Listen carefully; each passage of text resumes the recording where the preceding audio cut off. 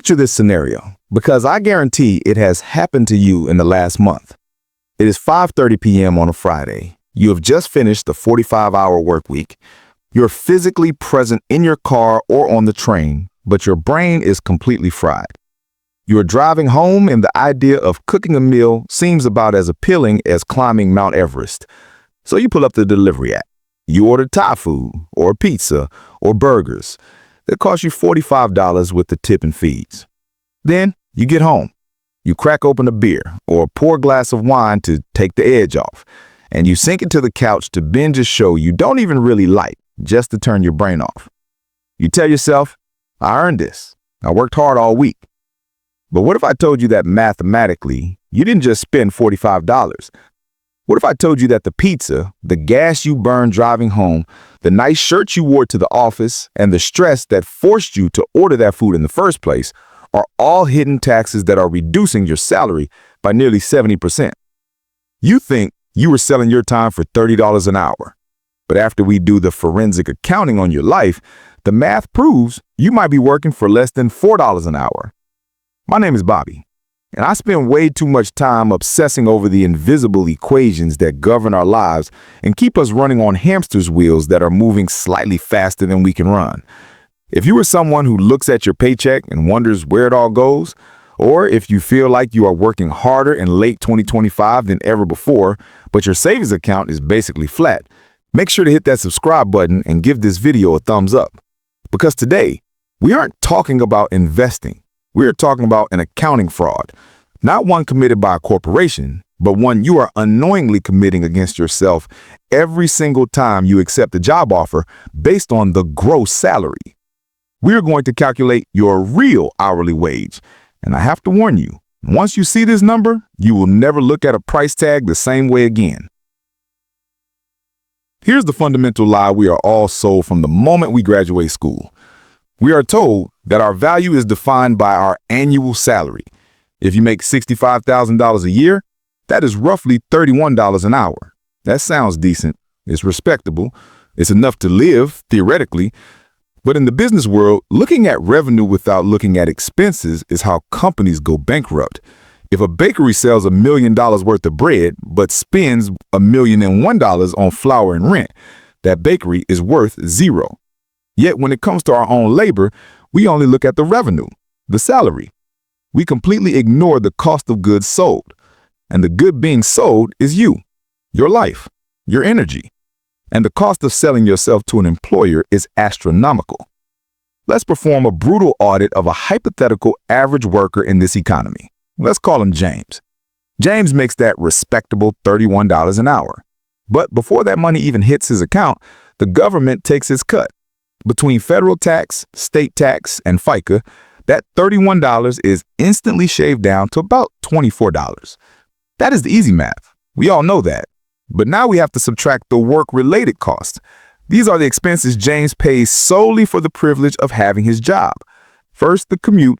The average American spends thousands of dollars a year on gas, car maintenance, and insurance just to get to the building where they make the money. If he drives 30 minutes each way, that is wear and tear on a vehicle that he basically only owns to get to work. If he takes the train, it's the monthly pass. Let's conservatively say this costs him $4,000 a year. Then there is the cost of appearance. James can't roll out of bed and go to the office in his pajamas. He needs business casual clothes. He needs dry cleaning. He needs to look professional. That is an expense. Then there is the convenience tax. This is the big one. Because James is at the office from 9 to 5, he buys lunch twice a week because he didn't have time to meal prep. He buys the $5 coffee because he needs the caffeine to survive the 2 p.m. meeting. He pays for the dog walker because he isn't home to let the dog out. These are costs that would not exist if he didn't have the job. He is spending money to work. And then there is the darkest category of all, decompression spending. This is the money James spends to numb the pain of the job. It's the Friday night bar tab. It's the impulsive vacation he books because he needs to get away. It's the therapy bills. It's the retail therapy. It is the money we spend to heal the damage the job inflicts on our psyche. When you add all these monetary costs up, the taxes, the car, the clothes, the lunches, the numbness, James isn't taking home $65,000. his net real income might be closer to $35,000. But we're only halfway through the equation, because wage is a function of money divided by time. And just like we overestimate the money, we drastically underestimate the time. HR says James works 40 hours a week, but that is a lie. James wakes up at 6:30 a.m. to shower, shave, and iron his shirt. That is 30 minutes of labor for the employer. He drives 30 minutes to work. That is unpaid labor. He takes an hour for lunch, which is technically off the clock, but he can't go home. He can't nap. He can't play with his kids. He is held captive by the office. Then he drives 30 minutes home. Then when he gets home, he spends 30 minutes decompressing, staring at the wall, venting to his partner about his boss, checking emails on his phone. All of this is shadow work. It is time that belongs to the job, but the job doesn't pay for it. If you add up the grooming, the commuting, the decompressing, and the worrying, James isn't working 40 hours a week. He's dedicating 55 or 60 hours a week to his employment. So now let's do the real math, the real hourly wage calculation. We take that whittled down net income of $35,000 and we divide it by the inflated true hours of nearly 3,000 hours a year. When you punch that into a calculator, that $31 an hour evaporates. Suddenly, James is making $11 an hour or $8, or in some high-stress, high-cost-of-living scenarios, he is mathematically making less than the teenager flipping burgers down the street because the teenager walks to work, wears a uniform, and leaves his stress at the fry station. This is the work scam. You have been tricked into a high-churn, low-margin business model where you are the product and you are selling yourself at a loss. And look, I know this sounds depressing. You might be thinking, great, Bobby, I'm broke and my job sucks. Thanks for the update. But the reason we do this math isn't to make you depressed. It is to make you angry, and more importantly, to make you efficient. Once you know your real hourly wage, your entire view of consumerism changes. This is a concept popularized by the book, Your Money or Your Life, and it is the antidote to being broke. Let's say you calculate your real hourly wage and it turns out to be $10 an hour. Now you walk into a store and see a new pair of shoes for $100. The price tag says $100. But your brain needs to translate that. That isn't $100. That is 10 hours of your life. That is 10 hours of sitting in traffic, dealing with passive-aggressive emails, and missing your family. Is that pair of shoes worth 10 hours of suffering?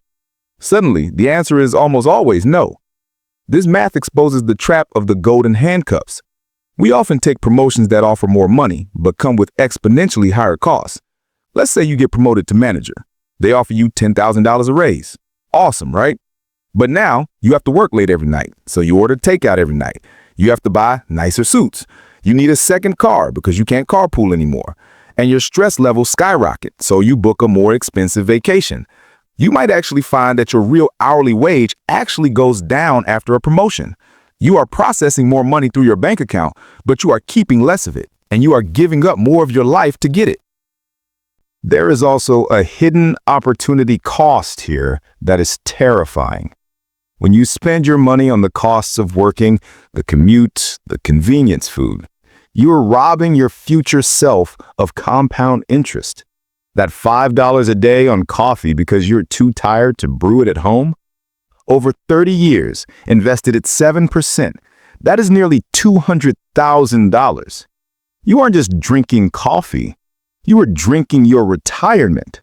You are drinking your freedom. The system relies on you being too exhausted to do this math. They rely on you being a passive consumer of your own life.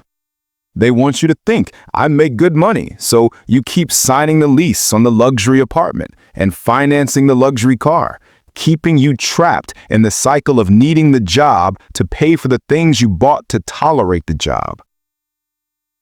So what is the solution? How do we break this equation? The answer is not necessarily quit your job tomorrow and live in the woods. We have to be realistic. We have bills. The solution is to ruthlessly optimize your real hourly wage. This becomes the new metric for your success, not income, but efficiency. Can you negotiate working from home 2 days a week? If you save 2 hours of commuting and $10 of gas, you just gave yourself a massive raise without the company paying you a dime more. Can you start meal prepping on Sunday? That lowers your cost of goods sold. Can you move closer to work? Can you stop caring about what your coworkers think of your clothes?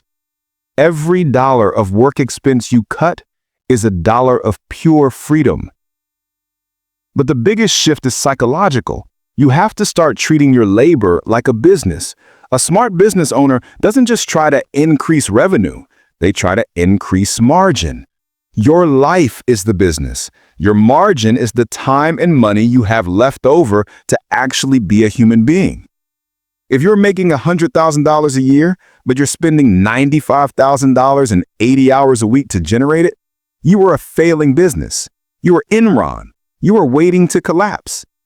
But if you make $50,000 a year, spend $20,000, and work 30 hours a week, you are a highly profitable, robust enterprise. You're winning. This is where the negative epiphany turns into positive action. I want you to sit down this weekend, not when you are tired on Friday, but when you are fresh on Sunday, and run the numbers. Calculate your commute cost. Estimate your taxes. Be honest about your decompression spending. Divide your net pay by your total hours committed to the job. Write that number on a sticky note and put it on your credit card. My real wage is $8.50. The next time you go to buy something stupid, look at that number. Ask yourself, am I willing to trade 4 hours of my life for this plastic junk? That friction will save you more money than any budget app ever could. We are living in an era where time is becoming the ultimate currency. The rich are buying time. The poor are selling it at a discount. Don't sell your time at a discount. Audit your life, cut the vampire cost associated with your job, and start building a gap between your income and your expenses, because that gap is where your freedom lives. If this video made you rethink your paycheck, share it with a coworker who looks tired. We're all in this same trap, but we can math our way out of it together. Thanks for watching, and I'll see you in the next one.